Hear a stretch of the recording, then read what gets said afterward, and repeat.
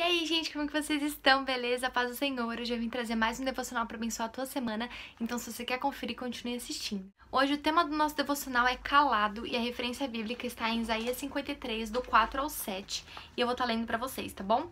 Diz o seguinte: Certamente ele tomou sobre si as nossas enfermidades e sobre si levou as nossas doenças. Contudo, nós os consideramos castigado por Deus atingido e afligido. Mas ele foi transpassado por causa das nossas transgressões, foi esmagado por causa das nossas iniquidades. O castigo que nos traz a paz estava sobre ele, e pelas suas feridas fomos curados. Todos nós, tal qual ovelhas, nos desviamos, cada um de nós se voltou para o seu próprio caminho, e o Senhor fez cair sobre ele a iniquidade de todos nós. Ele foi oprimido e afligido, e contudo não abriu a sua boca. Como um cordeiro foi levado para o matadouro, e como uma ovelha que diante de seus tosqueadores fica calada, ele não abriu a sua boca. Forte, né? Agora vamos ler o devocional pra gente estar refletindo juntos, tá bom?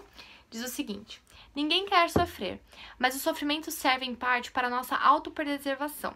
A dor de dente que sentimos avisa-nos de algum mal, reclamando uma consulta ao dentista. Quando Adão desobedeceu a Deus, sofreu mais como parte da mortalidade. Jesus, porém, experimentou os piores sofrimentos descritos no texto que você acabou de ler. No momento planejado pelo Pai, encarou a morte na cruz. Quantas horas padeceu durante o seu julgamento e bem mais na crucificação? Mesmo inocente, aguentou tudo para que pela graça de Deus, em tudo, em favor de todos, experimentasse a morte. No fim disse: está consumado, e entregou seu espírito ao Pai. Na verdade, os sofrimentos físicos de Cristo destacam-se mais do que a sua agonia interior.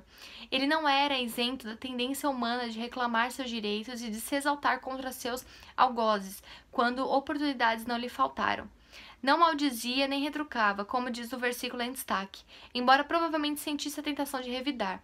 O seu sofrimento, tanto físico quanto emocional, fora incluído horas antes na sua oração no Getsêmani: não seja feita a minha vontade, mas a tua. Beberia o cálice de levar sobre si toda a maldade humana, repugnante que fosse. Quando decidiu cumprir a sua missão, ele sabia que ela incluía tudo, inclusive sofrer sem reclamar por amor.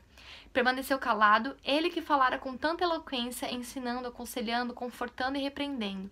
Fez tudo o que foi necessário para estabelecer o seu reino espiritual e negou qualquer sugestão de que deveria reinar visivelmente na terra naquele tempo. Lembremos seu exemplo de submissão a Deus quando formos tentados a falar impensadamente, fora de hora e sem consideração pelos outros. Em todo tempo confiemos no poder do vitorioso Jesus. Jesus sofreu calado para que pudéssemos falar do amor de Deus. Muito, muito forte, né? E aí você me fala: Bia, mas eu não sou como Jesus ainda, né? Nem seremos. Temos que imitar, mas nós não chegaremos a ser como Jesus. Mas, gente, vamos lá. Quantas vezes a gente passa por situações no nosso dia a dia onde a gente tem a oportunidade de ficar calado, de não revidar, de não brigar, de não tentar se defender, de não querer, sabe, ter a razão em tudo, e nós abrimos a nossa boca, e nós causamos contenda, e nós falamos sem pensar, e nós somos impulsivos, e tem aquela brincadeira, né? Nós temos 2 ouvidos e uma boca, porque é pra você ouvir mais e falar menos.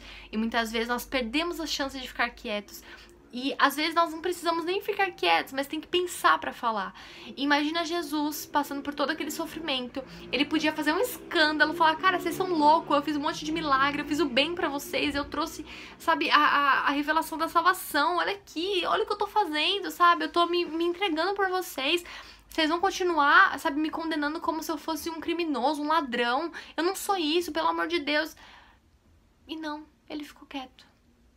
Ele ficou quieto. E qual é a tua reação quando acontece alguma injustiça com você? Seja no trabalho, seja em amizade, seja em relacionamentos. Se cale, ore a Deus. É difícil, gente, falar isso, porque é como se a gente pudesse virar uma chavinha e isso acontecer, né? Não, eu sei que é difícil.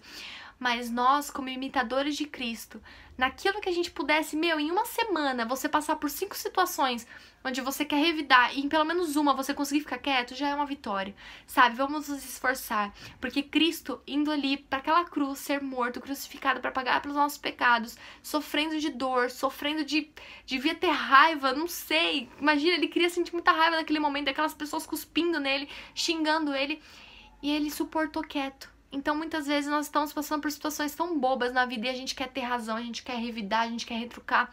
Vamos nos poupar, sabe? Vamos ficar um pouquinho mais quietinho e nos poupar de ferir as pessoas, de nos ferir.